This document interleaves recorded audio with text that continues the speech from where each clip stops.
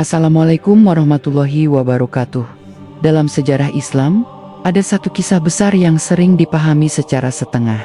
Kisah tentang Nabi Musa dan Bani Israel. Sebuah hubungan yang tidak sederhana, penuh konflik, penuh ujian, namun juga menyimpan rahasia yang jarang dibahas secara jujur. Banyak yang hanya melihat pembangkangan mereka, tetapi sedikit yang memahami mengapa Nabi Musa tetap bertahan membimbing mereka dalam kondisi seberat apapun.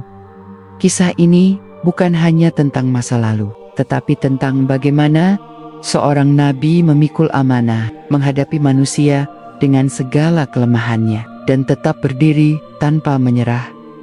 Dan inilah alasan Nabi Musa sayang kaum Yahudi atau Bani Israel.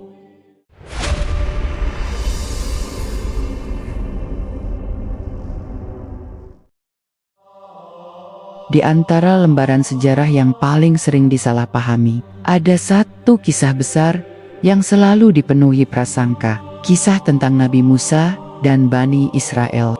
Banyak yang hanya melihat bagian akhirnya, pembangkangan, keluhan, dan sikap keras kepala yang berulang, lalu menyimpulkan bahwa hubungan antara Nabi Musa dan kaumnya adalah hubungan penuh kemarahan semata. Namun ketika kita membuka riwayat-riwayat syahih secara perlahan dari sumber-sumber yang dijaga ketat oleh para ulama Ahlus Sunnah wal Jamaah, kita menemukan sesuatu yang jauh lebih kompleks, sesuatu yang tidak banyak diungkap, sesuatu yang justru menjelaskan mengapa Nabi Musa tetap memiliki kedekatan yang dalam dengan kaumnya. Meski berkali-kali mereka menyakiti hatinya, semua bermula jauh sebelum Nabi Musa diutus sebagai rasul. Bani Israel bukanlah kaum biasa. Mereka adalah keturunan langsung dari Nabi Ibrahim melalui jalur Nabi Ishak dan Nabi Yakub yang dikenal juga dengan nama Israel. Dari sinilah nama Bani Israel berasal, anak keturunan Israel. Dalam Quran Surat Al-Baqarah ayat 47, Allah berfirman bahwa Dia telah melebihkan mereka di atas umat-umat yang lain pada masa itu. Ini bukan sekadar kelebihan biasa, melainkan sebuah amanah besar yang diwariskan dari generasi ke generasi. Sebuah garis kenabian yang tidak terputus selama berabad-abad. Namun, keistimewaan itu tidak datang tanpa ujian. Ketika Bani Israel berkembang di Mesir, mereka tidak lagi hidup sebagai kaum merdeka. Mereka diperbudak oleh penguasa zalim yang dikenal dalam sejarah sebagai Fir'aun. Dalam Quran Surat Al-Qasas ayat 4, dijelaskan bagaimana Fir'aun menjadikan penduduk Mesir berpecah belah dan secara khusus menindas Bani Israel, membunuh anak laki-laki mereka, dan membiarkan anak perempuan mereka hidup. Ini bukan sekadar penindasan politik. Ini adalah upaya sistematis untuk menghapus eksistensi mereka dari muka bumi.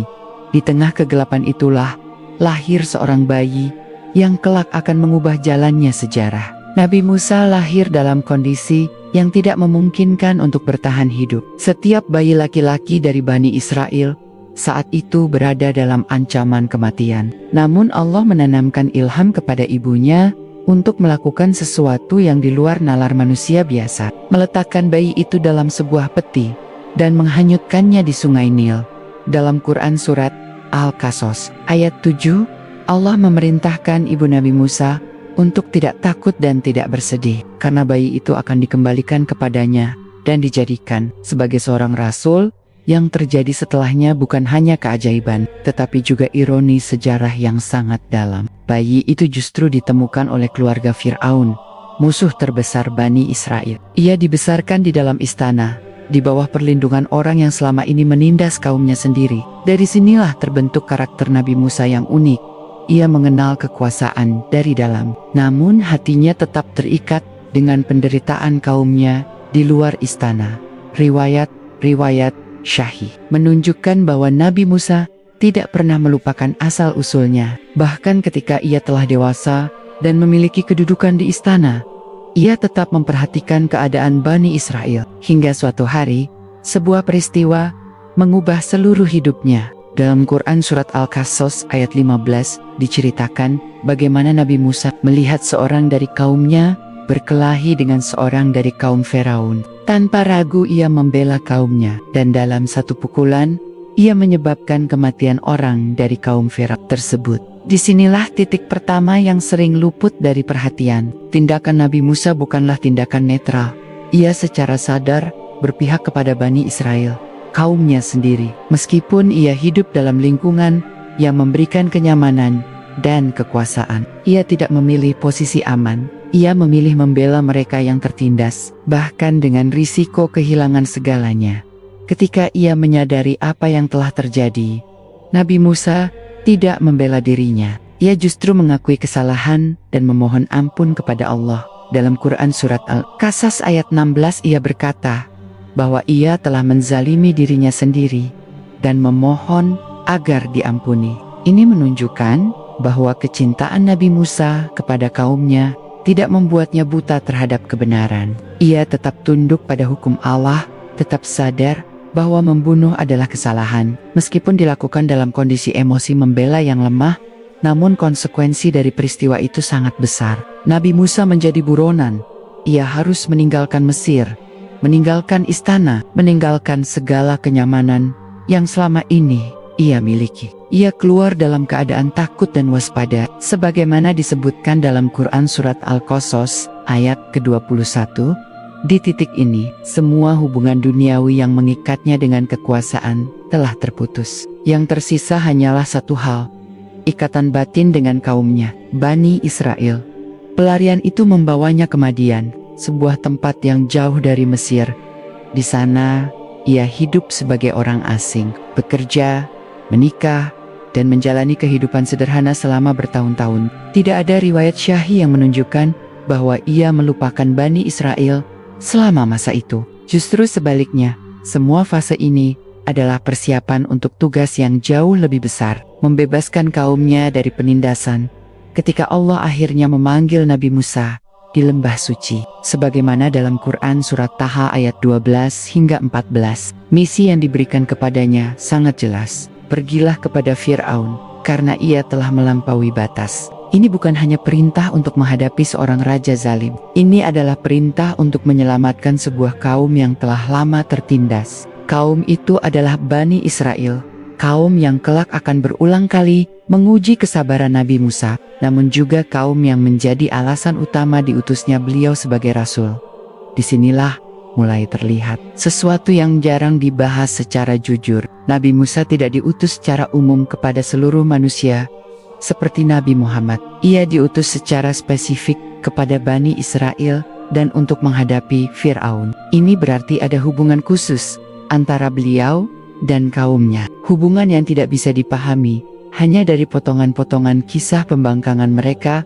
Bahkan ketika Nabi Musa merasa berat menghadapi Fir'aun, ia tidak meminta untuk dibebaskan dari tugasnya terhadap Bani Israel. Ia justru meminta agar saudaranya Nabi Harun dijadikan pendamping untuk membantunya menjalankan misi tersebut. Dalam Quran Surat Taha ayat 29 hingga 32, ia memohon agar Nabi Harun dijadikan penolongnya, agar tugas dakwah ini menjadi lebih kuat. Ini menunjukkan bahwa fokus utama beliau adalah keberhasilan misi, yaitu menyelamatkan dan membimbing kaumnya.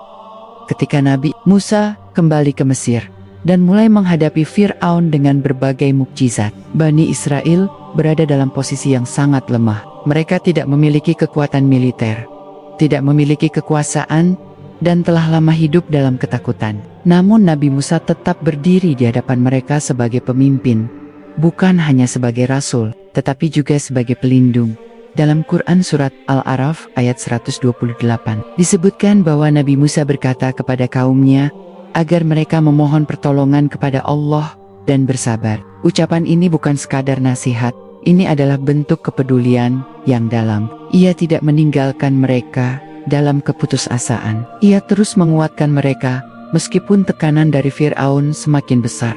Di titik ini, satu hal menjadi sangat jelas. Sebelum semua kisah pembangkangan yang sering diceritakan itu terjadi, ada fase panjang di mana Nabi Musa berdiri sepenuhnya untuk kaumnya, membela mereka, memperjuangkan kebebasan mereka, dan mempertaruhkan nyawanya demi mereka. Ini bukan hubungan yang sederhana. Ini adalah hubungan yang dibangun di atas penderitaan bersama, perjuangan, dan tanggung jawab kenabian yang sangat berat. Jika lembar berikutnya dibuka dengan teliti, maka akan terlihat bahwa perjuangan Nabi Musa tidak berhenti pada konfrontasi dengan Fir'aun semata. Justru disitulah ujian yang lebih berat dimulai, bukan dari musuh di luar, tetapi dari dalam kaumnya sendiri. Setelah mukjizat demi mukjizat ditunjukkan, tongkat yang berubah menjadi ular, tangan yang bercahaya, hingga datangnya berbagai tanda yang disebutkan dalam Quran Surat Al-A'raf ayat 133. Posisi Firaun mulai terguncang, namun Bani Israel belum sepenuhnya merasakan kebebasan. Mereka masih hidup dalam bayang-bayang ketakutan yang panjang, dan ketakutan itu telah membentuk cara berpikir yang sulit diubah. Riwayat Syahih menunjukkan bahwa ketika tekanan dari Fir'aun semakin keras, sebagian dari Bani Israel justru mengeluh kepada Nabi Musa. Dalam Quran Surat Al-A'raf ayat 129, mereka berkata bahwa mereka telah disakiti sebelum Nabi Musa datang, dan setelah beliau datang pun mereka masih disakiti. Kalimat ini terdengar sederhana, tetapi mengandung beban psikologis yang dalam. Mereka tidak melihat perjuangan Nabi Musa sebagai harapan, tetapi sebagai bagian dari penderitaan yang belum berakhir. Disinilah terlihat sisi lain dari hubungan ini. Nabi Musa tidak membalas keluhan itu dengan kemarahan yang memutus hubungan. Ia menjawab dengan keteguhan bahwa Allah akan membinasakan musuh mereka dan menjadikan mereka berkuasa di bumi. Jawaban ini bukan sekadar janji. Ini adalah upaya menjaga harapan di tengah kondisi yang hampir putus asa. Nabi Musa memahami kondisi kaumnya yang telah lama tertindas, dan ia tidak serta-merta menuntut kesempurnaan dari mereka ketika akhirnya perintah untuk keluar dari Mesir datang. Peristiwa itu menjadi salah satu momen paling menegangkan dalam sejarah. Malam itu bukan malam biasa. Bani Israel bergerak dalam diam, meninggalkan tanah yang selama ini menjadi tempat penindasan mereka. Namun, Fir'aun tidak tinggal diam. Ia mengerahkan pasukannya untuk mengejar. Dalam Quran Surat Asy-Syu'ara ayat 61, digambarkan bagaimana kedua kelompok itu akhirnya saling melihat. Dan saat itulah Bani Israel berkata dengan penuh kepanikan bahwa mereka pasti akan tersusul. Kalimat itu kembali menunjukkan kondisi batin mereka. Bahkan setelah melihat mukjizat demi mukjizat, rasa takut masih menguasai mereka. Namun jawaban Nabi Musa menjadi salah satu pernyataan paling kuat dalam sejarah kenabian. Ia berkata bahwa sekali-kali tidak, sesungguhnya Tuhanku bersamaku, dan Dia akan memberi petunjuk. Ini bukan sekadar keyakinan pribadi, ini adalah bentuk kepemimpinan yang menenangkan, yang menahan kepanikan kolektif dari kaumnya. Lalu terjadilah peristiwa yang mengubah segalanya. Laut terbelah atas izin Allah, sebagaimana disebutkan dalam Quran Surat Asy-Syu'ara ayat ke-63.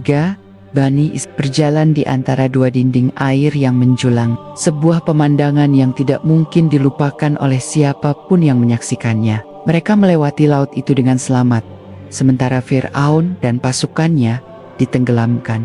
Dalam satu malam, sejarah berubah total. Kaum yang selama ini tertindas akhirnya bebas, dan musuh terbesar mereka lenyap. Namun justru setelah momen kemenangan besar itu, sesuatu yang mengejutkan terjadi. Dalam Quran Surat Al-A'raf ayat 138 diceritakan bahwa ketika Bani Israel melewati suatu kaum yang menyembah berhala, mereka berkata kepada Nabi Musa agar dibuatkan untuk mereka sesembahan seperti yang dimiliki oleh kaum tersebut. Permintaan ini muncul tidak lama setelah mereka diselamatkan dari Fir'aun. Setelah mereka menyaksikan mukjizat yang luar biasa, disinilah salah satu fakta yang jarang dibahas secara mendalam. Bani Israel tidak langsung berubah menjadi kaum yang kokoh dalam tauhid, meskipun telah melihat tanda kebesaran Allah secara langsung. Jejak kehidupan lama, budaya yang mereka lihat selama di Mesir, dan kelemahan iman yang belum terbangun, semua itu masih melekat kuat. Permintaan itu bukan sekadar kesalahan kecil. Itu adalah indikasi bahwa proses pembinaan iman mereka masih sangat panjang. Reaksi Nabi Musa terhadap permintaan ini sangat tegas. Ia mengatakan bahwa mereka adalah kaum yang bodoh. Namun ketegasan ini tidak berarti ia meninggalkan mereka. Ia tetap melanjutkan misinya, tetap membimbing mereka, tetap membawa mereka menuju jalan yang benar. Disinilah terlihat keseimbangan yang jarang dipahami. Nabi Musa bisa sangat tegas dalam menjaga akidah, tetapi tidak memutus hubungan dengan kaumnya. Perjalanan berlanjut menuju padang pasir, menuju fase berikutnya yang jauh lebih sulit. Kebebasan yang mereka dapatkan ternyata bukan akhir dari ujian, melainkan awal dari ujian yang berbeda. Mereka tidak lagi menghadapi Firaun, tetapi menghadapi diri mereka sendiri, menghadapi rasa takut, rasa lapar, rasa haus, dan kebiasaan lama yang belum hilang. Dalam Quran Surat Al-Baqarah ayat 57 disebutkan bahwa Allah menurunkan mana dan salwa sebagai makanan bagi mereka. Ini adalah bentuk nikmat yang luar biasa, makanan yang datang tanpa harus mereka usahakan. Namun bahkan dalam kondisi seperti itu, keluhan kembali muncul. Mereka meminta makanan lain, sebagaimana dalam Quran Surat Al-Baqarah ayat 61. Mereka menyebutkan berbagai jenis makanan yang mereka inginkan, seolah nikmat yang ada tidak cukup bagi mereka. Peristiwa ini sering dijadikan bukti bahwa Bani Israel adalah kaum yang banyak mengeluh. Namun jika dilihat lebih dalam, ini juga menunjukkan betapa beratnya tugas Nabi Musa. Ia tidak hanya membebaskan mereka dari penindasan fisik, tetapi juga harus mengubah pola pikir dan karakter yang telah terbentuk selama bertahun-tahun dalam perbudakan. Ini adalah proses yang jauh lebih sulit daripada sekadar membebaskan mereka dari Firaun. Di tengah semua itu, Nabi Musa tidak pernah berhenti berdoa untuk kaumnya. Dalam berbagai riwayat syahih, disebutkan bagaimana para nabi memiliki kepedulian yang besar terhadap umatnya. Dan Nabi Musa adalah salah satu contoh paling nyata dari hal itu. Ia tidak hanya menyampaikan wahyu, tetapi juga menanggung beban emosional dari setiap kelemahan yang muncul dari kaumnya. Jika diperhatikan dengan jujur, maka akan terlihat bahwa hubungan antara Nabi Musa dan Bani Israel bukanlah hubungan yang sederhana antara pemimpin dan pengikut. Ini adalah hubungan yang penuh ujian, penuh konflik, tetapi juga penuh tanggung jawab dan kepedulian. Nabi Musa tidak mencintai kesalahan-kesalahan mereka, tetapi ia tetap memikul tanggung jawab atas mereka sebagai umat yang harus dibimbing. Disinilah mulai terlihat alasan yang sangat masuk akal mengapa Nabi Musa tetap memiliki kedekatan dengan kaumnya. Bukan karena mereka selalu benar, tetapi karena mereka adalah amanah yang diberikan oleh Allah kepadanya. Dan amanah itu tidak gugur hanya karena mereka berbuat kesalahan. Justru disitulah amanah itu menjadi semakin berat. Ketika perjalanan di padang pasir berlanjut, satu peristiwa besar terjadi yang menjadi titik pembeda antara sekadar kebebasan fisik dan pembentukan identitas sebagai umat yang dipimpin wahyu. Nabi Musa dipanggil untuk naik ke Gunung Sinai, sebuah momen yang tidak hanya penting secara sejarah, tetapi juga sangat menentukan arah masa depan Bani Israel. Dalam Quran Surat Al-A'raf ayat 142 dijelaskan bahwa Nabi Musa dijanjikan pertemuan dengan Allah selama 40 malam. Dan sebelum berangkat ia menunjuk saudaranya, Nabi Harun, untuk memimpin kaumnya sementara waktu. Di titik ini, kepercayaan Nabi Musa kepada kaumnya kembali terlihat. Ia tidak meninggalkan mereka tanpa pemimpin. Ia memastikan ada sosok yang bisa menjaga mereka, membimbing mereka, dan mempertahankan ajaran tauhid yang telah ditanamkan. Ini menunjukkan bahwa meskipun berkali-kali mereka menunjukkan kelemahan, Nabi Musa tetap melihat potensi mereka untuk menjadi umat yang taat. Namun apa yang terjadi selama kepergian Nabi Musa justru menjadi salah satu peristiwa paling mencengangkan dalam sejarah Bani Israel. Dalam Quran Surat Taha ayat 85 hingga 88 dijelaskan bagaimana seorang yang dikenal dengan nama Samiri memanfaatkan situasi tersebut. Ia mengumpulkan perhiasan dari Bani Israel, lalu membuat patung anak sapi yang memiliki suara, dan sebagian dari mereka terpedaya lalu menyembahnya. Peristiwa ini tidak terjadi dalam kondisi gelap tanpa petunjuk. Mereka baru saja diselamatkan dari Firaun, baru saja menyaksikan laut terbelah, dan baru saja menerima bimbingan langsung dari seorang nabi. Namun dalam waktu yang relatif singkat, sebagian dari mereka kembali kepada bentuk penyembahan yang sangat jelas kesalahannya. Ini bukan sekadar kesalahan kecil, ini adalah penyimpangan besar dalam akidah. Yang lebih mencengangkan adalah bagaimana Nabi Harun telah berusaha mencegah hal itu. Dalam Quran Surat Taha ayat 90, ia telah mengingatkan mereka bahwa itu adalah ujian, dan bahwa Tuhan mereka adalah Allah yang Maha Pengasih. Namun sebagian dari mereka tetap menolak, dan bahkan hampir mencelakainya. Ini menunjukkan bahwa masalah yang dihadapi bukan kurangnya penjelasan, tetapi lemahnya keteguhan hati dalam memegang kebenaran. Ketika Nabi Musa kembali dan melihat apa yang terjadi, reaksinya sangat keras. Dalam Quran Surat Al-A'raf ayat 150, digambarkan bagaimana ia marah dan melemparkan alwah, serta memegang kepala saudaranya. Ini adalah momen emosional yang sangat kuat. Namun jika diperhatikan lebih dalam, kemarahan itu bukan karena kebencian kepada kaumnya, tetapi karena beratnya pengkhianatan terhadap amanah tauhid yang baru saja diberikan kepada mereka.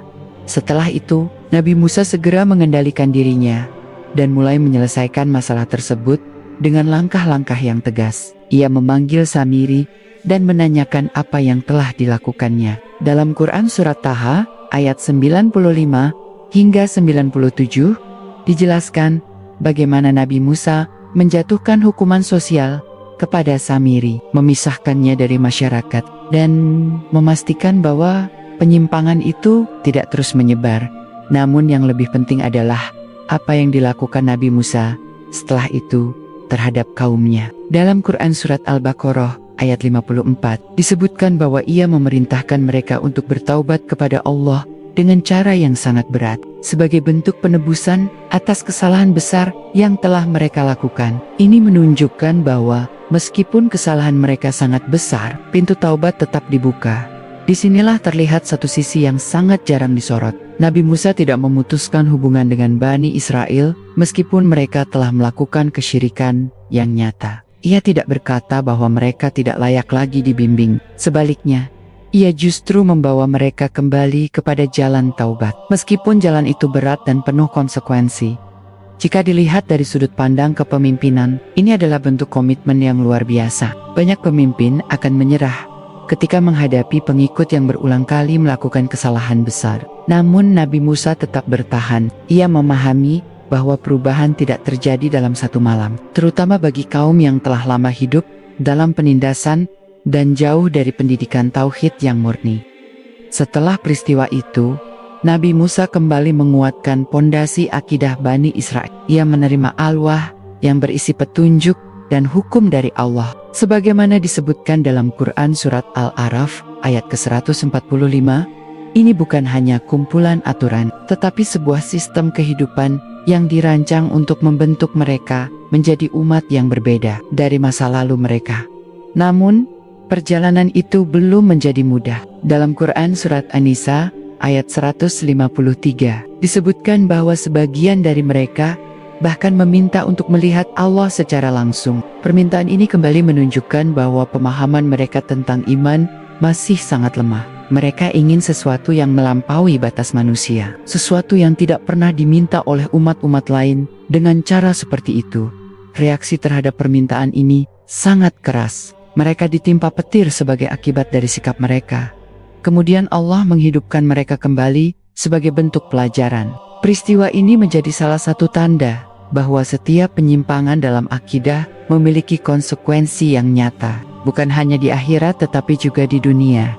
Namun, yang perlu diperhatikan adalah bahwa semua peristiwa ini tidak menghentikan peran Nabi Musa sebagai pembimbing. Ia tetap memimpin mereka, tetap menyampaikan wahyu, tetap mengingatkan, dan tetap berdoa untuk mereka. Ini menunjukkan bahwa kecintaan seorang nabi kepada kaumnya bukanlah kecintaan yang bergantung pada kesempurnaan mereka, tetapi pada tanggung jawab yang diberikan oleh Allah. Di tengah semua ujian itu, Nabi Musa juga harus menghadapi tantangan lain yang tidak kalah berat, yaitu membangun keberanian dalam diri kaumnya. Ketika mereka diperintahkan untuk memasuki tanah yang dijanjikan, dalam Quran Surat Al-Maidah ayat 21 hingga 24 disebutkan bagaimana sebagian dari mereka menolak karena takut menghadapi kaum yang kuat di sana. Mereka bahkan mengatakan kepada Nabi Musa agar beliau dan Tuhannya saja yang pergi berperang, Ucapan ini adalah salah satu puncak dari sikap penolakan yang sangat jelas. Namun lagi-lagi, ini tidak membuat Nabi Musa meninggalkan mereka begitu saja. Ia tetap berada di tengah mereka. Meskipun keputusan Allah kemudian menetapkan bahwa mereka harus tersesat di padang pasir selama 40 tahun sebagai akibat dari penolakan tersebut, semua rangkaian peristiwa ini memperlihatkan sesuatu yang sangat mendalam. Hubungan antara Nabi Musa dan Bani Israel bukanlah hubungan yang dibangun di atas kenyamanan, tetapi di atas ujian yang terus-menerus. Namun justru di tengah ujian itulah terlihat bagaimana Nabi Musa terus memikul tanggung jawabnya tanpa berhenti, tanpa menyerah, dan tanpa memutuskan hubungan dengan kaumnya. 40 tahun di padang pasir bukan sekadar hukuman. Itu adalah fase pembentukan yang paling keras dalam sejarah Bani Israel. Generasi yang menolak memasuki tanah yang dijanjikan perlahan digantikan oleh generasi baru yang tumbuh dalam kondisi yang berbeda. Jauh dari bayang-bayang Firaun, jauh dari kemewahan Mesir, dan jauh dari pola hidup lama yang telah melemahkan jiwa mereka. Dalam Quran Surat Al-Maidah ayat 26 disebutkan bahwa mereka akan berputar-putar di bumi selama masa itu. Sebuah masa yang secara lahir tampak seperti kesesatan, tetapi secara batin adalah proses pendidikan yang sangat dalam. Di tengah masa panjang itu, Nabi Musa tetap berada bersama mereka. Ia tidak meninggalkan mereka untuk mencari umat yang lebih mudah dibimbing. Ia menyaksikan perubahan demi perubahan, dari generasi yang penuh ketakutan menuju generasi yang mulai mengenal keberanian, meskipun prosesnya sangat lambat. Inilah salah satu sisi yang jarang diungkap, bahwa kesabaran Nabi Musa tidak hanya diuji oleh peristiwa besar, tetapi oleh waktu yang panjang, oleh proses yang tidak instan, dan oleh kenyataan bahwa perubahan manusia membutuhkan generasi, bukan hanya satu momen. Selama masa itu, berbagai hukum diturunkan, berbagai aturan ditegakkan, dan kehidupan mereka dibentuk ulang berdasarkan wahyu. Tidak lagi sekadar bertahan hidup, tetapi belajar menjadi umat yang memiliki identitas. Dalam Quran Surat Al-Baqarah ayat 67 hingga 71, terdapat kisah tentang perintah menyembelih sapi, sebuah perintah yang pada awalnya sederhana, namun dipersulit oleh pertanyaan demi pertanyaan dari Bani Israel. Mereka tidak langsung melaksanakan perintah, tetapi terus meminta penjelasan tambahan hingga akhirnya menyulitkan diri mereka sendiri. Peristiwa ini sering dianggap sebagai bukti keras kepala semata, namun jika dilihat lebih dalam, ini juga memperlihatkan sesuatu yang lain. Bani Israel sedang belajar memahami hukum, namun mereka belum terbiasa dengan ketaatan yang sederhana. Mereka terbiasa hidup dalam tekanan, bukan dalam ketaatan yang lahir dari kesadaran. Disinilah peran Nabi Musa menjadi sangat penting. Bukan hanya menyampaikan perintah, tetapi juga membentuk cara berpikir yang baru. Di sisi lain, ada juga momen-momen yang menunjukkan bagaimana Allah tetap memberikan nikmat kepada mereka, meskipun mereka sering melakukan kesalahan. Air memancar dari batu ketika mereka kehausan, sebagaimana disebutkan dalam Quran Surat Al-Baqarah ayat ke-60. Ini bukan sekadar mukjizat, ini adalah bentuk pemeliharaan langsung dari Allah terhadap mereka, dan Nabi Musa menjadi perantara dari semua itu.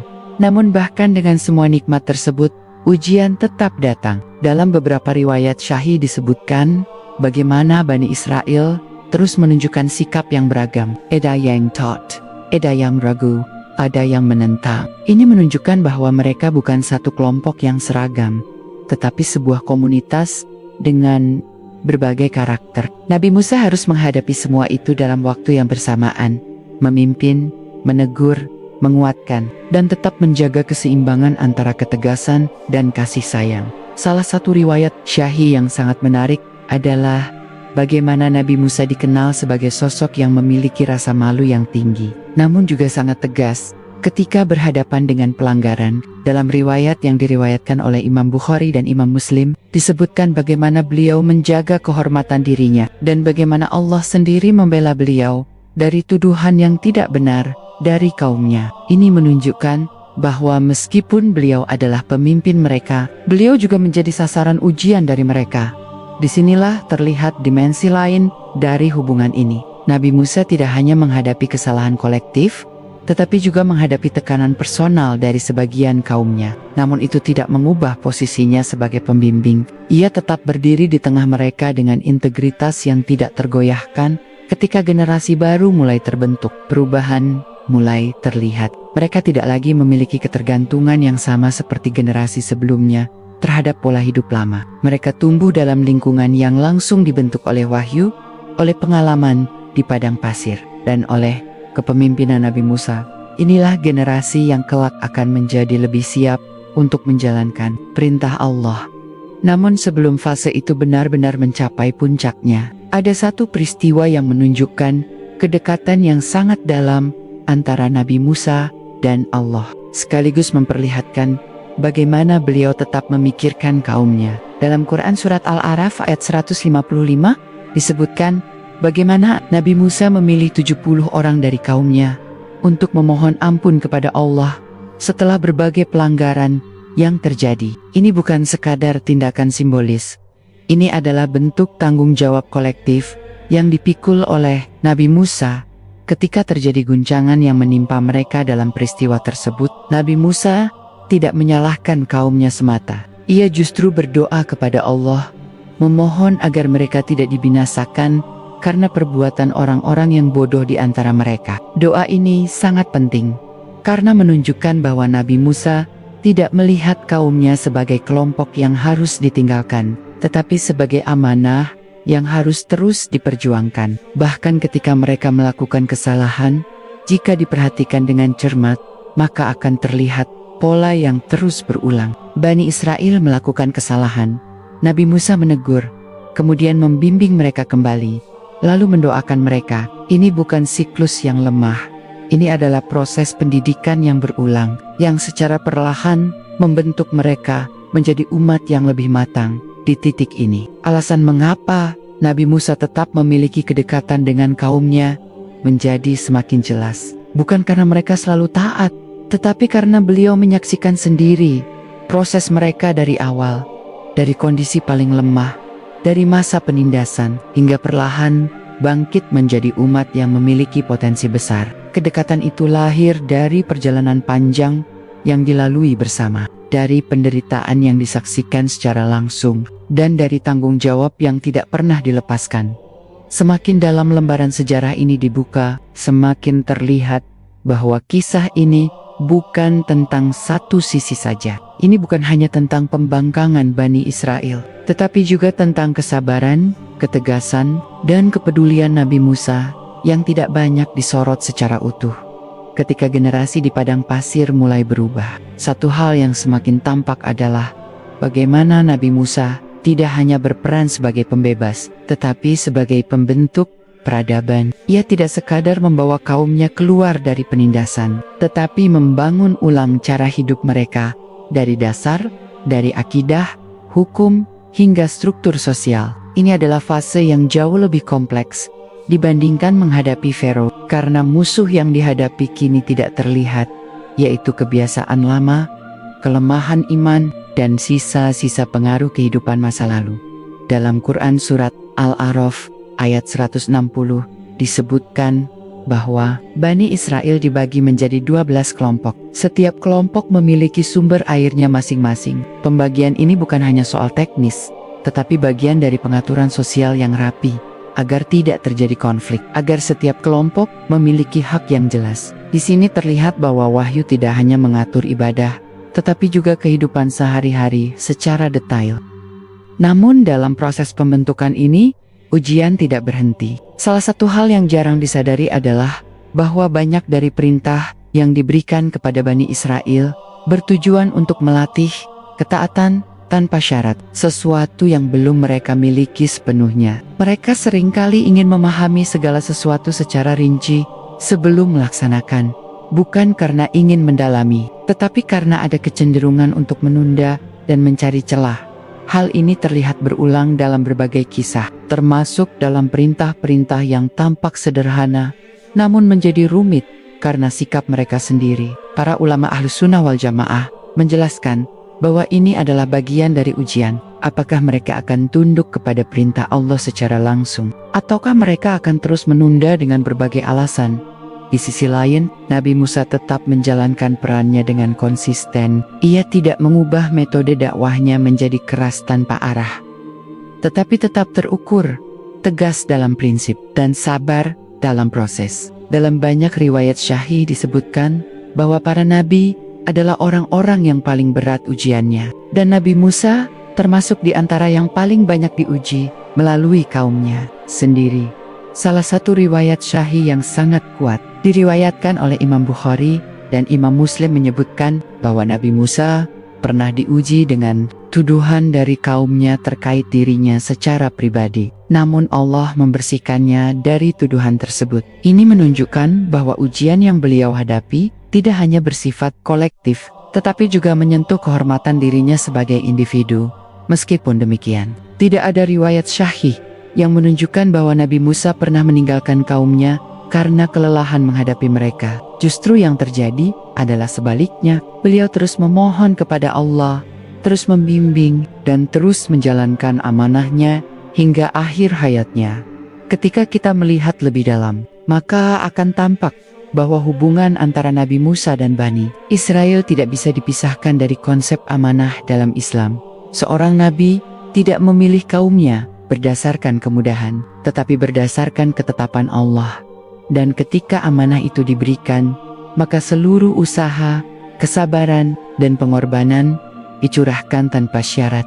Dalam Quran Surat Al-Maidah ayat 20 disebutkan bagaimana Nabi Musa mengingatkan kaumnya tentang nikmat yang telah Allah berikan kepada mereka, bahwa di antara mereka ada para nabi, dan mereka diberikan kelebihan yang tidak diberikan kepada umat lain pada masa itu. Ini adalah upaya untuk membangkitkan kesadaran mereka bahwa mereka bukan kaum biasa, bahwa mereka memiliki tanggung jawab yang besar.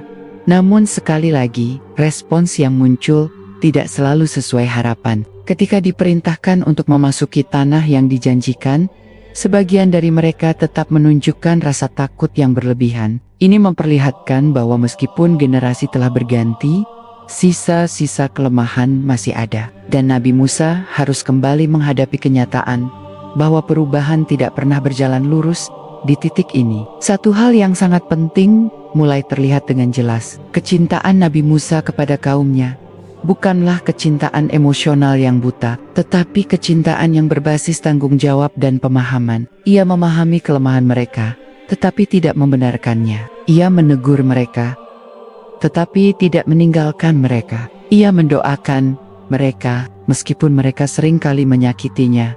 Dalam beberapa tafsir dari ulama Ahlus Sunnah wal Jamaah dijelaskan bahwa sikap Nabi Musa ini adalah contoh nyata dari bagaimana seorang pemimpin harus bersikap terhadap umatnya. Tidak cukup hanya tegas dan tidak cukup hanya lembut, tetapi harus mampu menempatkan keduanya secara seimbang sesuai dengan kondisi ketika masa kehidupan. Nabi Musa mulai mendekati akhirnya. Satu kenyataan yang tidak banyak dibahas mulai tampak. Tidak semua hasil dari perjuangannya akan ia saksikan secara langsung. Generasi yang benar-benar siap untuk memasuki tanah yang dijanjikan bukanlah generasi awal yang ia keluarkan dari Mesir, tetapi generasi berikutnya yang terbentuk melalui proses panjang di padang pasir.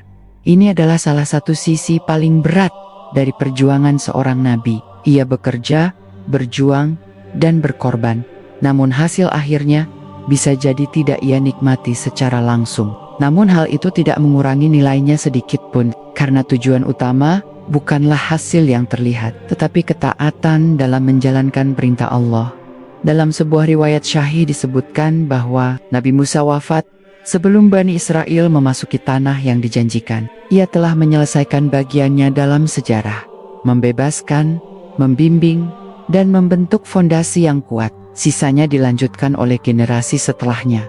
Disinilah mulai terlihat gambaran yang lebih utuh. Jika hanya melihat bagian pembangkangan Bani Israel, maka kisah ini akan tampak seperti kegagalan. Namun jika melihat keseluruhan prosesnya, maka akan terlihat bahwa ini adalah perjalanan panjang pembentukan umat, dan Nabi Musa adalah sosok sentral yang memikul seluruh beban itu dengan penuh kesabaran. Semakin dalam kisah ini dipahami, semakin jelas bahwa alasan mengapa Nabi Musa tetap memiliki kedekatan dengan kaumnya bukanlah sesuatu yang aneh. Itu adalah konsekuensi dari perjalanan panjang yang mereka lalui bersama, dari amanah yang tidak pernah dilepaskan, dan dari komitmen yang tidak pernah goyah. Meskipun dihadapkan pada ujian yang berulang, ketika lembar berikutnya dibuka lebih dalam, maka akan terlihat bahwa kisah Nabi Musa tidak hanya berhenti pada hubungan lahiriah dengan Bani Israel, tetapi juga menyentuh lapisan yang lebih dalam, yaitu bagaimana beliau memahami kelemahan manusia secara keseluruhan. Ini bukan sekadar kisah satu kaum, tetapi gambaran tentang bagaimana manusia bereaksi terhadap nikmat, ujian, dan tanggung jawab. Dan di tengah semua itu, Nabi Musa berdiri sebagai sosok yang terus mengarahkan, meskipun arus seringkali berlawanan. Salah satu peristiwa yang jarang dikaitkan dengan pembahasan ini adalah perjalanan Nabi Musa bersama seorang hamba Allah yang diberi ilmu khusus, sebagaimana disebutkan dalam Quran surat Al-Kahfi 60 hingga ke-82 dalam riwayat Syahih yang diriwayatkan oleh Imam Bukhari dan Imam Muslim. Dijelaskan bahwa Nabi Musa melakukan perjalanan panjang untuk bertemu dengan sosok tersebut yang dikenal dengan sebutan Khidir. Perjalanan ini bukan tanpa alasan. Nabi Musa, meskipun seorang rasul yang menerima wahyu, tetap diperintahkan untuk belajar. Ini menunjukkan bahwa ilmu Allah sangat luas dan tidak semua hikmah dapat dipahami secara langsung. Dalam perjalanan itu, Nabi Musa menyaksikan berbagai peristiwa yang secara zahir tampak tidak masuk akal. Perahu yang dilubangi, seorang anak yang dibunuh, dan dinding yang ditegakkan tanpa upah. Setiap kali Nabi Musa mempertanyakan tindakan tersebut, Khidir menjelaskan bahwa di balik semua itu ada hikmah yang tidak terlihat. Ini adalah pelajaran yang sangat dalam, bukan hanya bagi Nabi Musa, tetapi juga bagi siapapun yang memahami kisah ini, bahwa tidak semua peristiwa dapat dinilai hanya dari apa yang tampak di permukaan.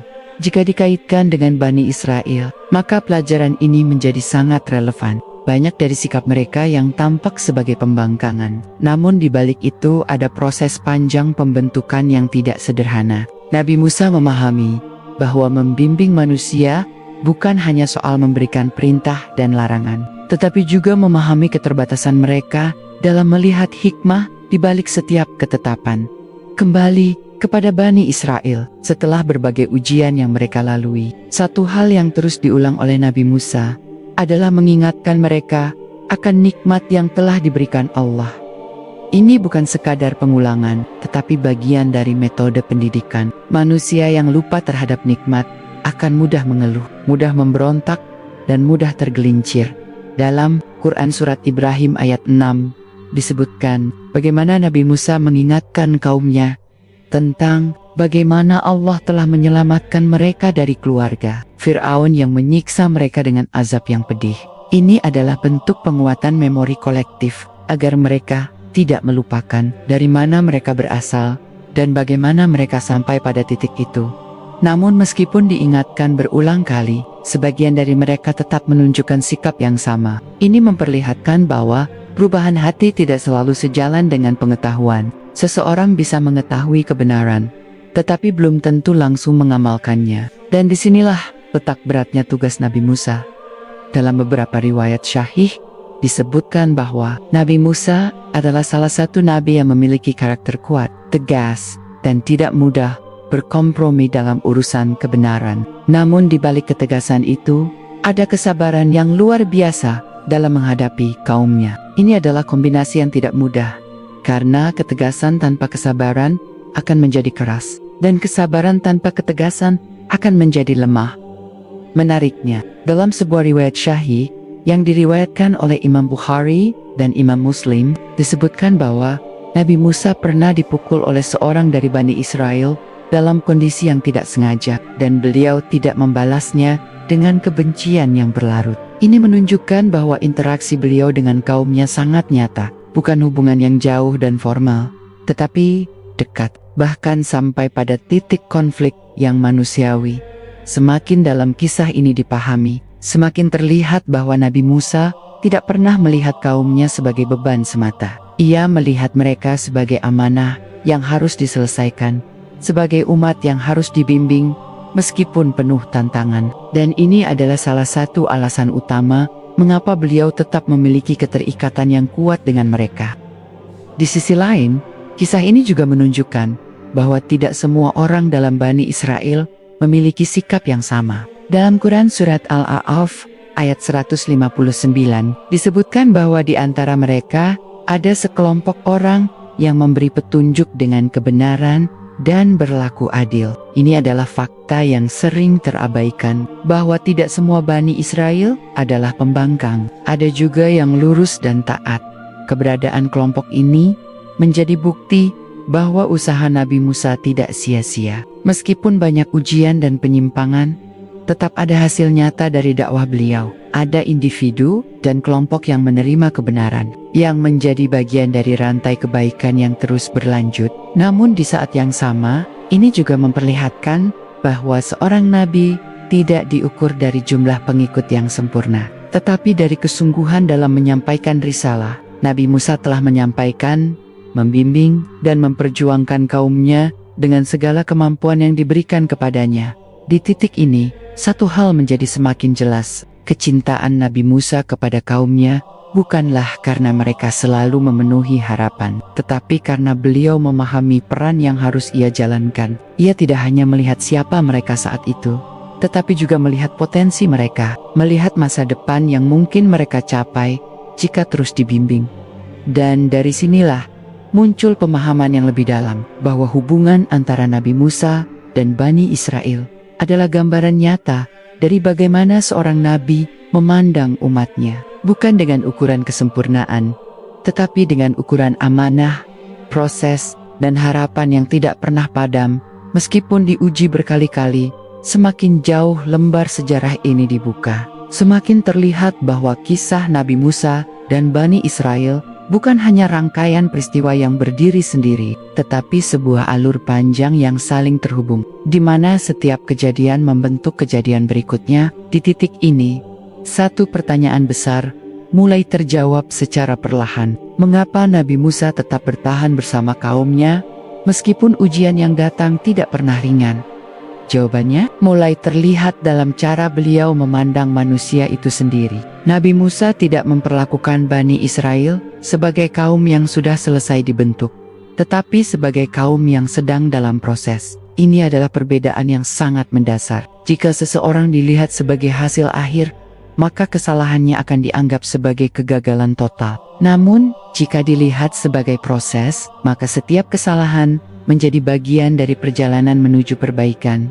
Dalam Quran Surat Al-Baqarah ayat 122, Allah kembali mengingatkan Bani Israel tentang nikmat yang telah diberikan kepada mereka dan kelebihan yang telah mereka miliki. Pengulangan ini bukan tanpa tujuan. Para ulama Ahlus Sunnah wal Jamaah menjelaskan bahwa pengulangan dalam Al-Quran seringkali menunjukkan pentingnya suatu pesan. Dan dalam konteks ini, pesan tersebut adalah kesadaran akan identitas dan tanggung jawab. Nabi Musa memahami bahwa tanpa kesadaran itu, kaumnya akan terus terjebak dalam siklus kesalahan yang sama. Oleh karena itu, ia tidak hanya menegur ketika mereka salah, tetapi juga terus mengingatkan siapa mereka sebenarnya. Ini adalah pendekatan yang sangat strategis dalam membentuk karakter suatu umat. Namun, dalam praktiknya, pendekatan ini tidak selalu langsung membuahkan hasil. Dalam beberapa peristiwa, Bani Israel kembali menunjukkan sikap yang sulit dipahami. Salah satu contoh yang sangat jelas adalah ketika mereka diperintahkan untuk berpegang teguh pada kitab yang telah diberikan kepada mereka. Dalam Quran Surat Al-A'raf ayat 171, digambarkan bagaimana gunung diangkat di atas mereka sebagai peringatan agar mereka mengambil perjanjian itu dengan sungguh-sungguh. Peristiwa ini menunjukkan betapa beratnya usaha untuk menanamkan komitmen dalam diri mereka. Ini bukan sekadar perintah biasa, tetapi sebuah perjanjian yang harus dipegang dengan penuh kesungguhan. Dan Nabi Musa berada di tengah peristiwa itu, menyaksikan langsung bagaimana kaumnya harus didorong dengan cara yang sangat kuat untuk memahami tanggung jawab mereka. Di sisi lain, ada juga momen-momen yang menunjukkan bagaimana sebagian dari mereka mulai berubah. Mereka mulai memahami pentingnya ketaatan, mulai melihat konsekuensi dari kesalahan, dan mulai mengambil pelajaran dari peristiwa yang telah terjadi.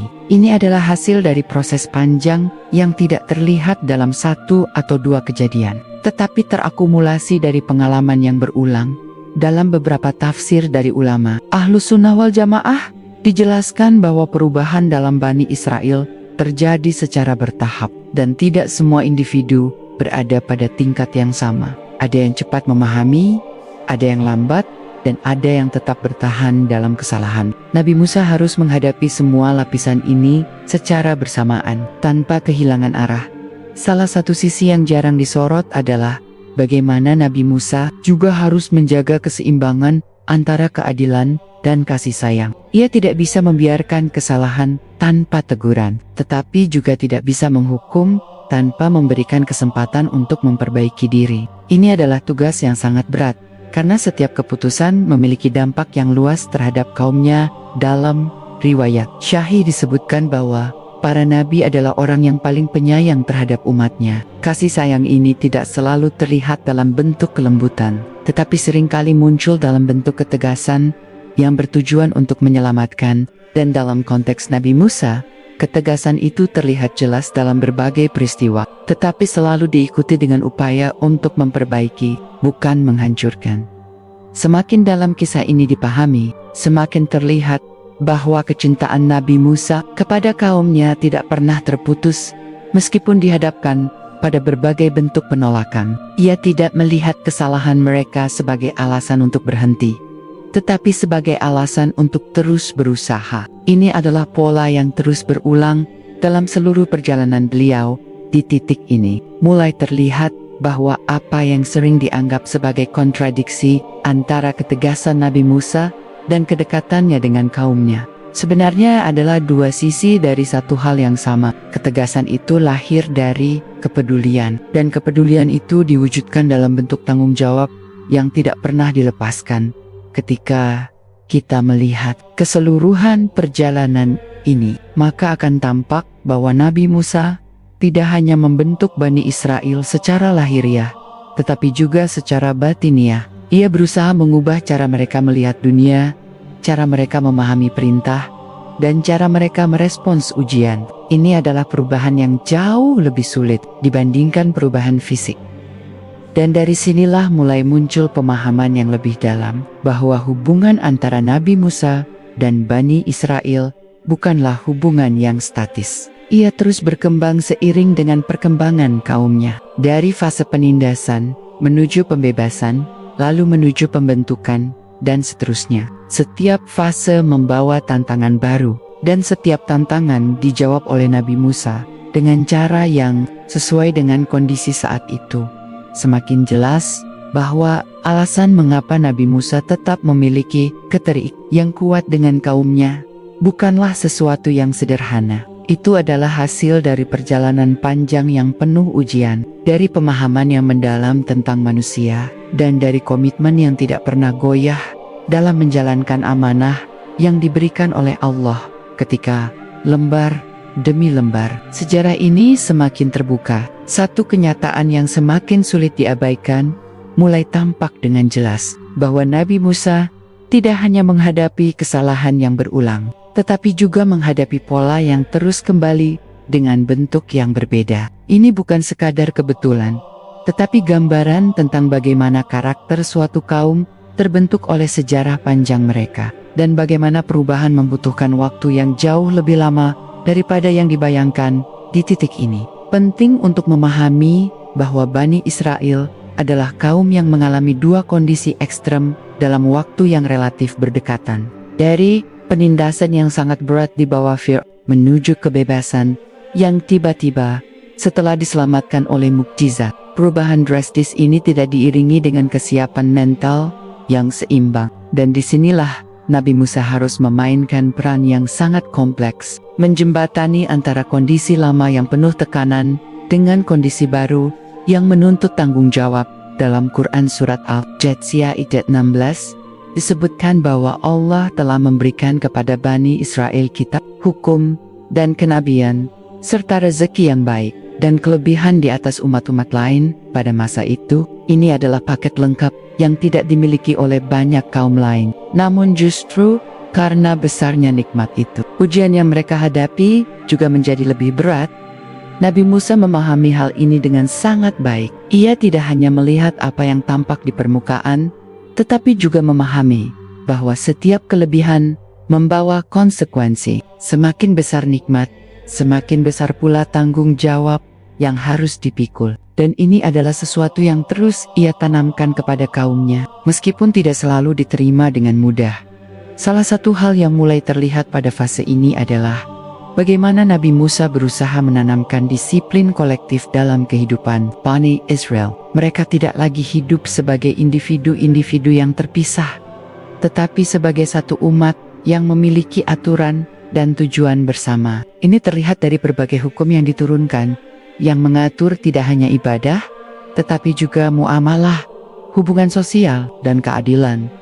Namun dalam praktiknya, disiplin ini seringkali diuji. Dalam beberapa riwayat dan tafsir yang bersandar pada penjelasan ulama Ahlus Sunnah wal Jamaah, disebutkan bahwa sebagian dari Bani Israel masih memiliki kecenderungan untuk menghindari tanggung jawab jika memungkinkan. Mereka mencari jalan yang lebih mudah, bahkan jika itu berarti menyimpang dari perintah yang jelas. Di sisi lain, kisah ini juga menunjukkan bahwa tidak semua orang dalam Bani Israel memiliki sikap yang sama. Dalam Quran Surat Al-A'raf ayat 159 disebutkan bahwa di antara mereka ada sekelompok orang yang memberi petunjuk dengan kebenaran dan berlaku adil. Ini adalah fakta yang sering terabaikan, bahwa tidak semua Bani Israel adalah pembangkang. Ada juga yang lurus dan taat. Keberadaan kelompok ini menjadi bukti bahwa usaha Nabi Musa tidak sia-sia. Meskipun banyak ujian dan penyimpangan, tetap ada hasil nyata dari dakwah beliau. Ada individu dan kelompok yang menerima kebenaran, yang menjadi bagian dari rantai kebaikan yang terus berlanjut. Namun di saat yang sama, ini juga memperlihatkan bahwa seorang nabi tidak diukur dari jumlah pengikut yang sempurna, tetapi dari kesungguhan dalam menyampaikan risalah. Nabi Musa telah menyampaikan, membimbing, dan memperjuangkan kaumnya dengan segala kemampuan yang diberikan kepadanya. Di titik ini, satu hal menjadi semakin jelas, kecintaan Nabi Musa kepada kaumnya bukanlah karena mereka selalu memenuhi harapan, tetapi karena beliau memahami peran yang harus ia jalankan. Ia tidak hanya melihat siapa mereka saat itu, tetapi juga melihat potensi mereka, melihat masa depan yang mungkin mereka capai jika terus dibimbing. Dan dari sinilah muncul pemahaman yang lebih dalam, bahwa hubungan antara Nabi Musa dan Bani Israel adalah gambaran nyata dari bagaimana seorang nabi memandang umatnya, bukan dengan ukuran kesempurnaan, tetapi dengan ukuran amanah, proses, dan harapan yang tidak pernah padam. Meskipun diuji berkali-kali, semakin jauh lembar sejarah ini dibuka, semakin terlihat bahwa kisah Nabi Musa dan Bani Israel bukan hanya rangkaian peristiwa yang berdiri sendiri, tetapi sebuah alur panjang yang saling terhubung, di mana setiap kejadian membentuk kejadian berikutnya. Di titik ini, satu pertanyaan besar mulai terjawab secara perlahan. Mengapa Nabi Musa tetap bertahan bersama kaumnya, meskipun ujian yang datang tidak pernah ringan? Jawabannya mulai terlihat dalam cara beliau memandang manusia itu sendiri. Nabi Musa tidak memperlakukan Bani Israel sebagai kaum yang sudah selesai dibentuk, tetapi sebagai kaum yang sedang dalam proses. Ini adalah perbedaan yang sangat mendasar. Jika seseorang dilihat sebagai hasil akhir, maka kesalahannya akan dianggap sebagai kegagalan total. Namun, jika dilihat sebagai proses, maka setiap kesalahan menjadi bagian dari perjalanan menuju perbaikan. Dalam Quran Surat Al-Baqarah ayat 122, Allah kembali mengingatkan Bani Israel tentang nikmat yang telah diberikan kepada mereka dan kelebihan yang telah mereka miliki. Pengulangan ini bukan tanpa tujuan. Para ulama Ahlus Sunnah wal Jamaah menjelaskan bahwa pengulangan dalam Al-Quran seringkali menunjukkan pentingnya suatu pesan. Dan dalam konteks ini, pesan tersebut adalah kesadaran akan identitas dan tanggung jawab. Nabi Musa memahami bahwa tanpa kesadaran itu, kaumnya akan terus terjebak dalam siklus kesalahan yang sama. Oleh karena itu, ia tidak hanya menegur ketika mereka salah, tetapi juga terus mengingatkan siapa mereka sebenarnya. Ini adalah pendekatan yang sangat strategis dalam membentuk karakter suatu umat. Namun, dalam praktiknya, pendekatan ini tidak selalu langsung membuahkan hasil. Dalam beberapa peristiwa, Bani Israel kembali menunjukkan sikap yang sulit dipahami. Salah satu contoh yang sangat jelas adalah ketika mereka diperintahkan untuk berpegang teguh pada kitab yang telah diberikan kepada mereka. Dalam Quran Surat Al-A'raf ayat 171, digambarkan bagaimana gunung diangkat di atas mereka, sebagai peringatan agar mereka mengambil perjanjian itu dengan sungguh-sungguh. Peristiwa ini menunjukkan betapa beratnya usaha untuk menanamkan komitmen dalam diri mereka. Ini bukan sekadar perintah biasa, tetapi sebuah perjanjian yang harus dipegang dengan penuh kesungguhan. Dan Nabi Musa berada di tengah peristiwa itu, menyaksikan langsung bagaimana kaumnya harus didorong dengan cara yang sangat kuat untuk memahami tanggung jawab mereka. Di sisi lain, ada juga momen-momen yang menunjukkan bagaimana sebagian dari mereka mulai berubah. Mereka mulai memahami pentingnya ketaatan, mulai melihat konsekuensi dari kesalahan, dan mulai mengambil pelajaran dari peristiwa yang telah terjadi. Ini adalah hasil dari proses panjang yang tidak terlihat dalam satu atau dua kejadian, tetapi terakumulasi dari pengalaman yang berulang. Dalam beberapa tafsir dari ulama Ahlus Sunnah wal Jamaah, dijelaskan bahwa perubahan dalam Bani Israel terjadi secara bertahap, dan tidak semua individu berada pada tingkat yang sama. Ada yang cepat memahami, ada yang lambat, dan ada yang tetap bertahan dalam kesalahan. Nabi Musa harus menghadapi semua lapisan ini secara bersamaan, tanpa kehilangan arah. Salah satu sisi yang jarang disorot adalah bagaimana Nabi Musa juga harus menjaga keseimbangan antara keadilan dan kasih sayang. Ia tidak bisa membiarkan kesalahan tanpa teguran, tetapi juga tidak bisa menghukum tanpa memberikan kesempatan untuk memperbaiki diri. Ini adalah tugas yang sangat berat, karena setiap keputusan memiliki dampak yang luas terhadap kaumnya. Dalam riwayat Syahih disebutkan bahwa para nabi adalah orang yang paling penyayang terhadap umatnya. Kasih sayang ini tidak selalu terlihat dalam bentuk kelembutan, tetapi seringkali muncul dalam bentuk ketegasan yang bertujuan untuk menyelamatkan. Dan dalam konteks Nabi Musa, ketegasan itu terlihat jelas dalam berbagai peristiwa, tetapi selalu diikuti dengan upaya untuk memperbaiki, bukan menghancurkan. Semakin dalam kisah ini dipahami, semakin terlihat bahwa kecintaan Nabi Musa kepada kaumnya tidak pernah terputus, meskipun dihadapkan pada berbagai bentuk penolakan. Ia tidak melihat kesalahan mereka sebagai alasan untuk berhenti, tetapi sebagai alasan untuk terus berusaha. Ini adalah pola yang terus berulang dalam seluruh perjalanan beliau. Di titik ini, mulai terlihat bahwa apa yang sering dianggap sebagai kontradiksi antara ketegasan Nabi Musa dan kedekatannya dengan kaumnya, sebenarnya adalah dua sisi dari satu hal yang sama. Ketegasan itu lahir dari kepedulian, dan kepedulian itu diwujudkan dalam bentuk tanggung jawab yang tidak pernah dilepaskan.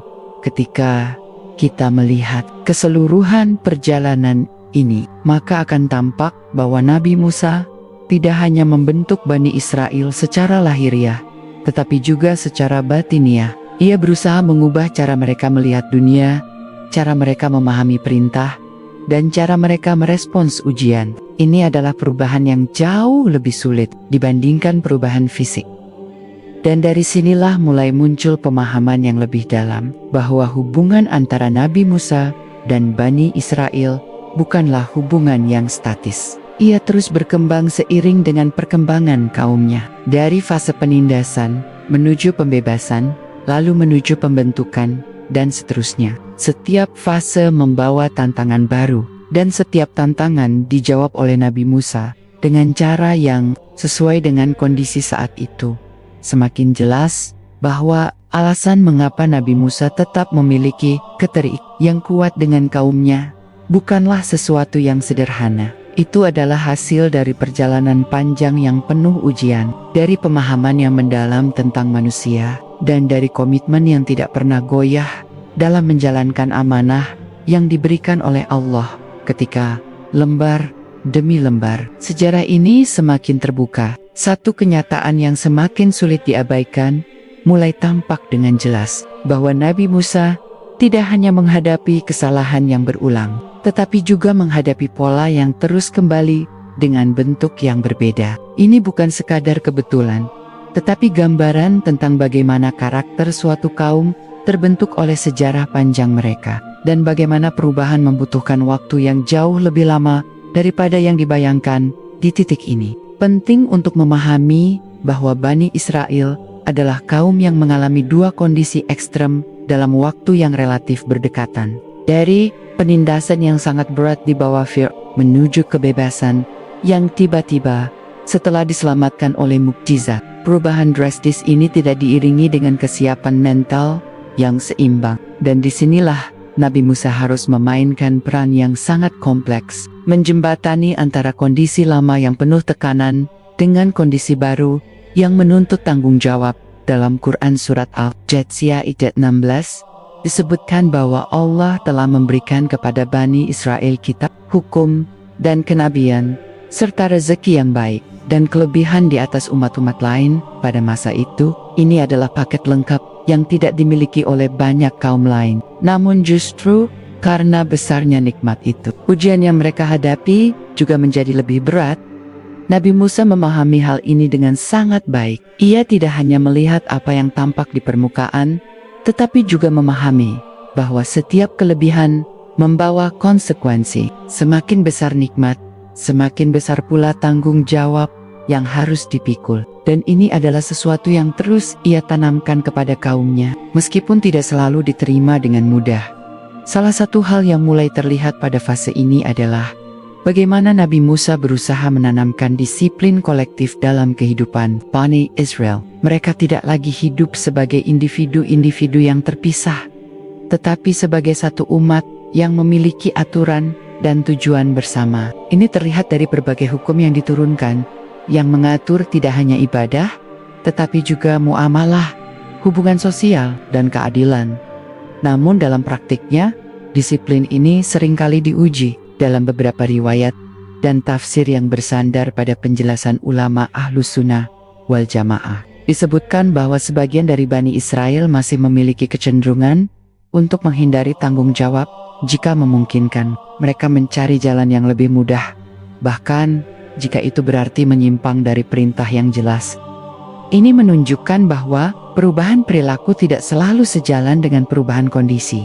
Meskipun mereka telah bebas secara fisik, sisa-sisa pola pikir lama masih terus muncul dalam berbagai bentuk, dan Nabi Musa harus menghadapi semua itu dengan kesabaran yang tidak biasa.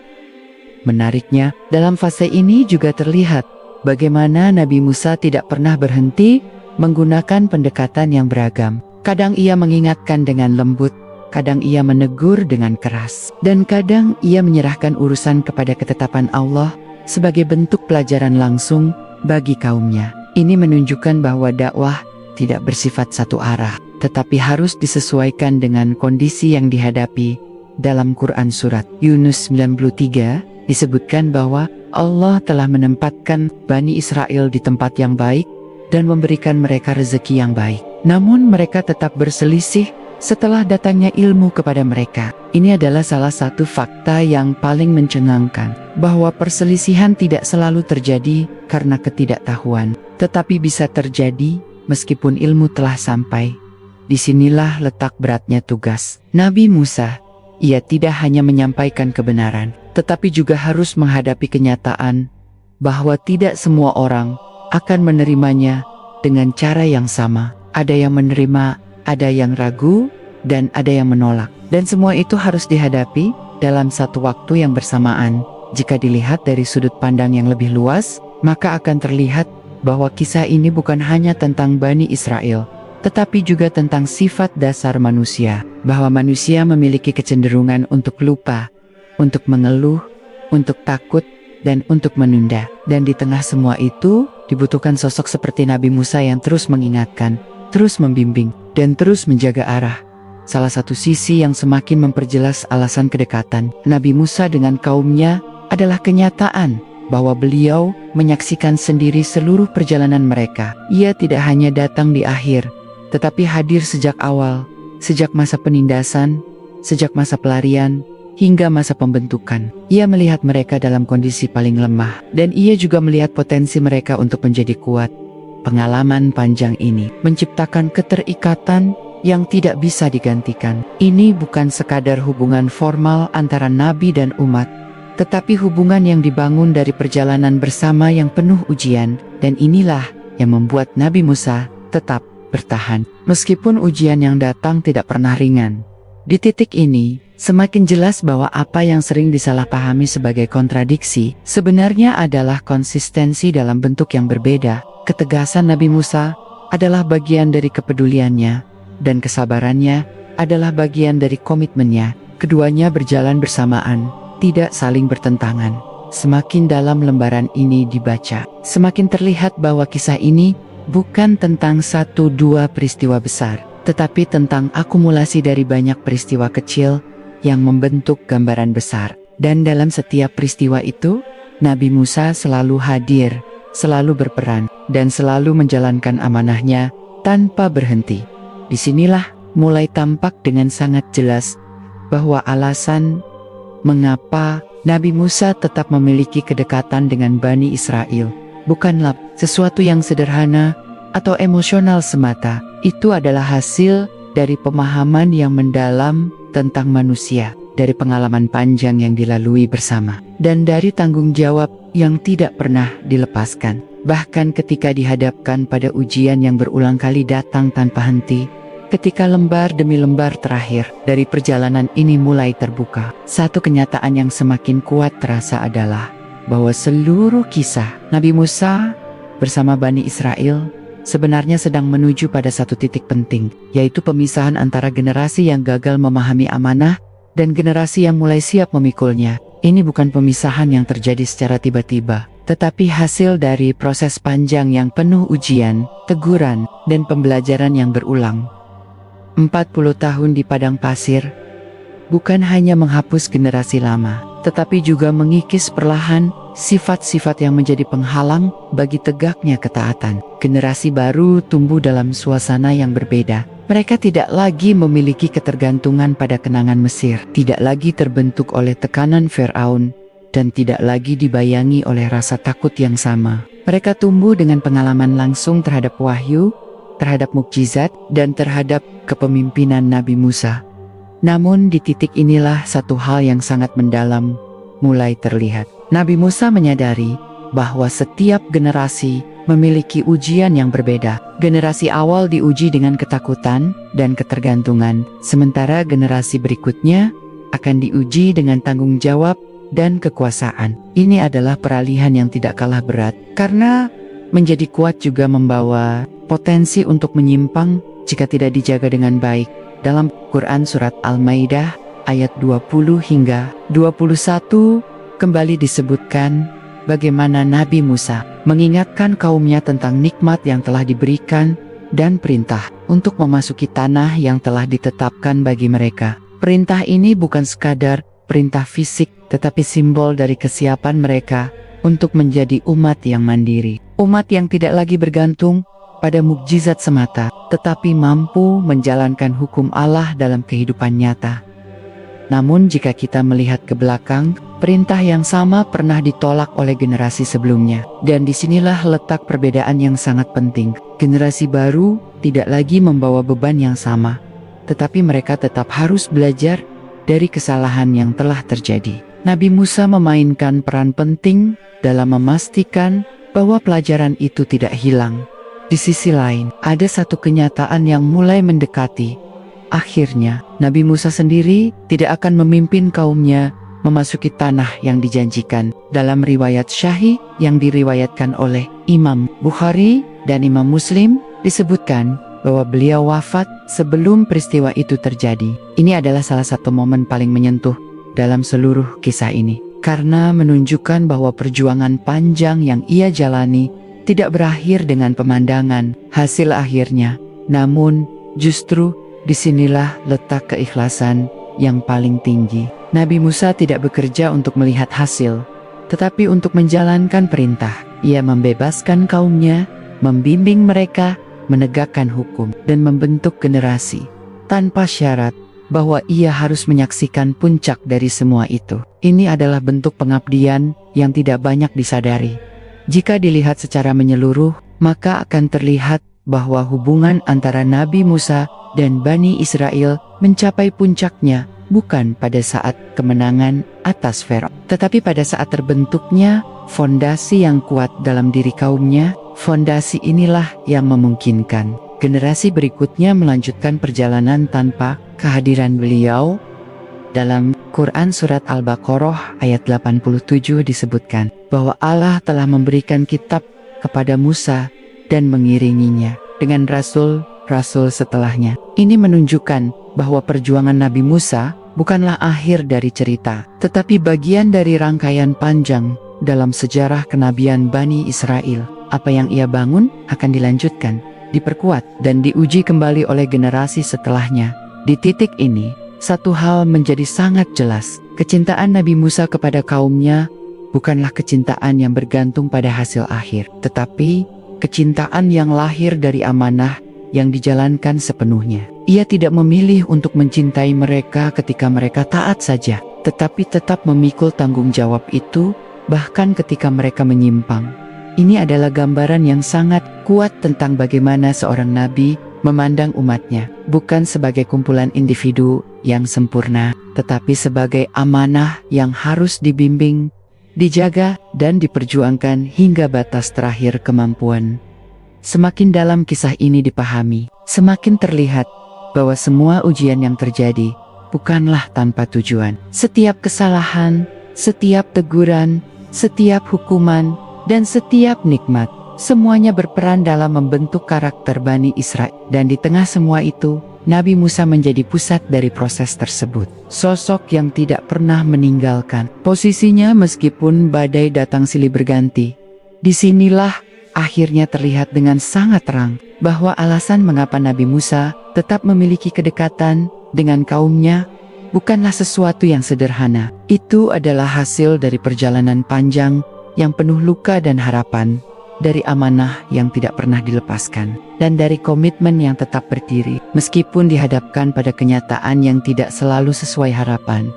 Dan ketika lembar ini hampir mencapai ujungnya, satu hal yang tersisa adalah pemahaman bahwa kisah ini belum benar-benar selesai, karena apa yang telah dibangun oleh Nabi Musa akan terus bergema dalam sejarah, membawa pelajaran yang tidak pernah kehilangan relevansinya.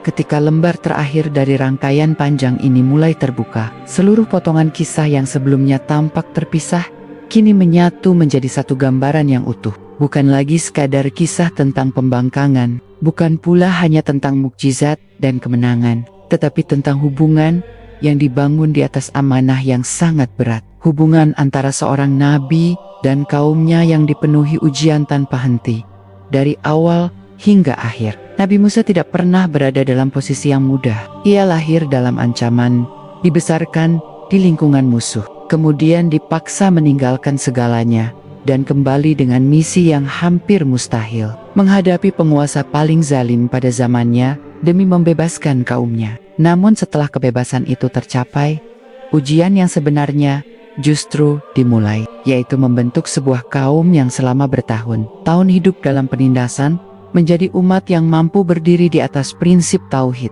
Jika diperhatikan dengan teliti, maka akan terlihat bahwa setiap fase dalam kehidupan Nabi Musa selalu berkaitan dengan Bani Israel. Tidak ada satupun fase yang benar-benar terpisah dari mereka. Dari masa sebelum diutus, masa konfrontasi dengan Firaun, masa pembebasan, hingga masa pembentukan di padang pasir, semuanya terhubung dengan satu tujuan yang sama, yaitu membimbing Bani Israel menuju jalan yang diridai Allah.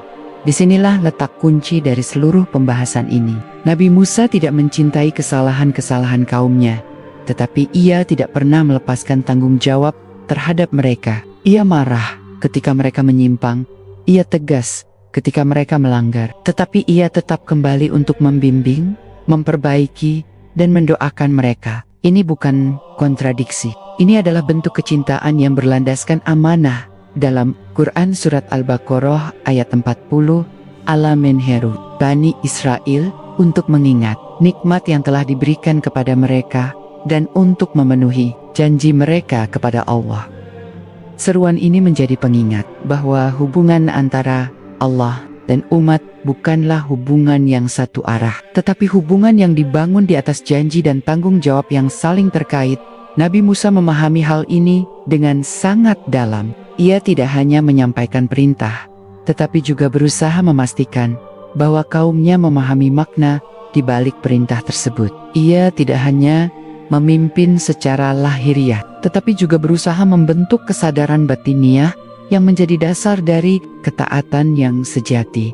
Namun satu hal yang paling mencengangkan dari seluruh kisah ini adalah kenyataan bahwa meskipun berbagai penyimpangan terjadi, Allah tetap menyebut Bani Israel sebagai kaum yang pernah diberi kelebihan, yang pernah dipilih, dan yang pernah mendapatkan nikmat yang besar. Ini menunjukkan bahwa nilai suatu kaum tidak hanya diukur dari kesalahan mereka, tetapi juga dari potensi dan amanah yang mereka bawa. Dan Nabi Musa berada di tengah semua itu, sebagai saksi, sebagai pembimbing, dan sebagai pelaksana amanah yang tidak pernah ia lepaskan. Ia melihat langsung kelemahan kaumnya, tetapi ia juga melihat potensi mereka. Ia menyaksikan pembangkangan mereka, tetapi ia juga menyaksikan perubahan yang perlahan terjadi. Jika seluruh perjalanan ini dirangkum, maka akan terlihat bahwa alasan mengapa Nabi Musa tetap memiliki kedekatan dengan Bani Israel sangat masuk akal. Ia bukan hanya diutus kepada mereka, tetapi ia hidup bersama mereka dalam setiap fase penting kehidupan mereka. Ia tidak hanya menyampaikan wahyu, tetapi juga merasakan beban yang mereka rasakan, menyaksikan penderitaan mereka, dan berjuang untuk masa depan mereka. Kedekatan itu lahir bukan dari kesempurnaan mereka, tetapi dari perjalanan panjang yang dilalui bersama. Dari air mata di bawah penindasan, dari ketakutan saat dikejar Firaun, dari kebingungan di padang pasir, hingga dari proses panjang pembentukan iman yang tidak pernah instan. Semakin dalam kisah ini dipahami, semakin jelas bahwa apa yang sering disalahartikan sebagai sikap keras Nabi Musa sebenarnya adalah bagian dari kasih sayang yang lebih dalam. Ia tidak membiarkan kaumnya tenggelam dalam kesalahan, tetapi juga tidak meninggalkan mereka ketika mereka jatuh. Ia terus berdiri di antara mereka sebagai pengingat, sebagai pembimbing, dan sebagai pelindung. Dan pada akhirnya, kisah ini bukan hanya tentang Bani Israel, tetapi tentang bagaimana seorang nabi memandang umatnya dengan kesabaran yang tidak habis, dengan ketegasan yang terarah, dan dengan komitmen yang tidak pernah goyah, meskipun dihadapkan pada kenyataan yang tidak selalu sesuai dengan harapan.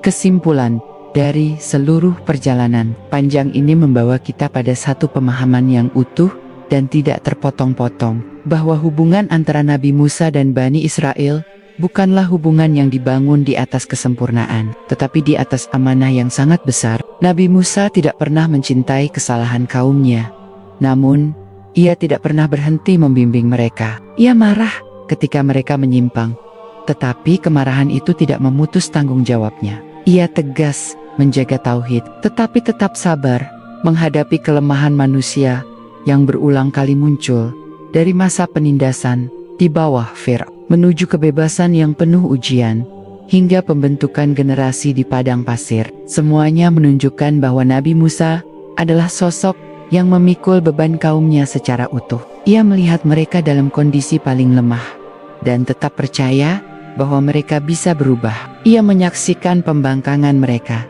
namun tidak pernah berhenti membuka pintu taubat. Ia menjalankan tugasnya tanpa syarat, bahkan tanpa menuntut untuk melihat hasil akhirnya. Disinilah alasan mengapa kedekatan Nabi Musa dengan Bani Israel menjadi sangat masuk akal. Itu bukan sekadar hubungan ras atau sejarah, tetapi hubungan yang lahir dari perjuangan panjang, dari tanggung jawab kenabian, dan dari kesabaran yang tidak pernah terputus. Ini adalah gambaran nyata tentang bagaimana seorang nabi memandang umatnya bukan dari kesalahan yang mereka lakukan, tetapi dari amanah yang harus disampaikan dan diperjuangkan hingga akhir. Semoga kisah ini membuka pemahaman yang lebih jernih, bahwa sejarah tidak selalu sederhana seperti yang sering disampaikan, dan bahwa di balik setiap peristiwa terdapat pelajaran yang dalam bagi siapa saja yang mau merenungkannya. Wassalamualaikum warahmatullahi wabarakatuh.